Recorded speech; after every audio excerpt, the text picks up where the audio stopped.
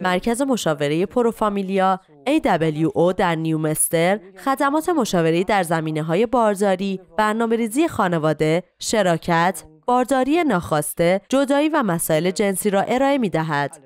ما به همه افراد بدون در نظر گرفتن اصل و نسب، گرایش جنسی یا پیشینه مذهبی مشاوره می‌دهیم.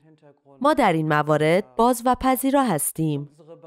مشاوره ما به این معناست که ما افراد را آگاه می‌کنیم، از آنها حمایت می‌کنیم تا تصمیمات شخصی خود را بگیرند و اطلاعاتی را در اختیارشان می‌دهیم که به آنها امکان می‌دهد مسئولیت شرایط زندگی خود را بپذیرند و خود را به عنوان فردی تصمیم گیرنده و فعال تجربه کنند. ما از حق زنان و مردان در زمینه‌های خودمختاری جنسی و حق تصمیم گیری برای خود حمایت می‌کنیم. حقی که آنها بتوانند تصمیمات خود را در چارچوب روابط، شراکت‌ها و زندگی خود اتخاذ کنند. مرکز مشاوره ما در نیومستر خیابان هارت 5 در طبقه اول واقع شده است. ورودی از پشت ساختمان است و شما به گرمی دعوت می‌شوید. منتظر دیدارتان هستیم. Und Sie sind herzlich willkommen. Wir freuen uns auf Sie.